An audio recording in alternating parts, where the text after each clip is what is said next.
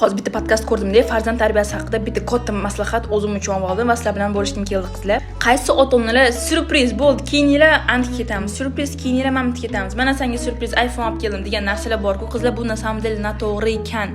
Shunaqa farzandlar afsuski shunaqa narsalarga o'rganib qolib, umuman hayotdan maqsadlarga yetisha olmayotgan shunaqa farzandlar. Masalan, men Muhammad Zohirimga har safar men to'satdan yur ketdik syurpriz qilib parkka boraman bugun.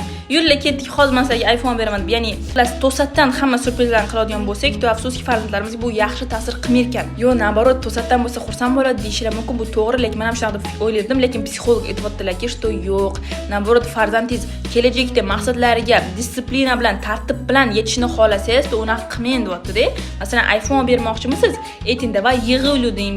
Men yig'ishni xohlamasangiz ham, mayli senga xudo xohlasa shu oyda oxirida bir oydan keyin iPhone olgan boramiz deb, xullas sabrni вырабатывать qilish kerak ekan. O'sha tasavvur qilsam, biz ham yoshligimizda xudo xohlasa keyingi oy boshqa shaharga boramiz yoki ana xolinikiga boramiz desa, bir hafta ichida biz xursand bo'lib, nima yomon bo'lsa ham shu narsani kutib ichimizdan, yuragimizdan hayajonlar bilan kutardik. O'sha vaziyatlarni, shu narsa juda ham foydali ekan farzandlarga, chunki dopamin вырабатывать qiladi. Tasavvur qilinglar, iPhone oyda oxirida beraman desa, to shu bir oy davomida shunaqa dopamin bizga kerakli gormon просто shunaqa ko'p вырабатывать qilar ekanda. O'shaning uchun naborot farzandlarga to'satdan syurprizlar xalaqit berar ekan.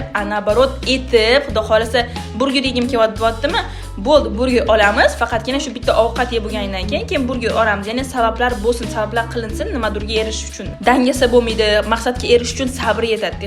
Chunki hamma maqsaddan mana chiroyli, faqatgina yoqadigan bo'lmaydi-ku. Unga sabr kerak, mehnat kerak va shunaqa qilib mehnatini, sabrini biz varabat qilishimiz kerak ekan. Va masalan, Evis olib bering deyaptimi? Buni xuddi olib berib deyapti. Mana shu soatda yegin, keyin Evisga boramiz deyish kerak ekan. Yoki xudo xolasa, ana ertalab kechqurun mana marojniga olib bormoqchimiz, ertalabdan bugun marojniga boramiz kechqurun o'zingizdan yaxshi vesti qilsanglar desa, to ertalabdan beri yaxshi kayfiyatda kechqurunni kutib intiqlik bilan yashirgan qizlar. Xullas, bu juda ham yaxshi lifehack.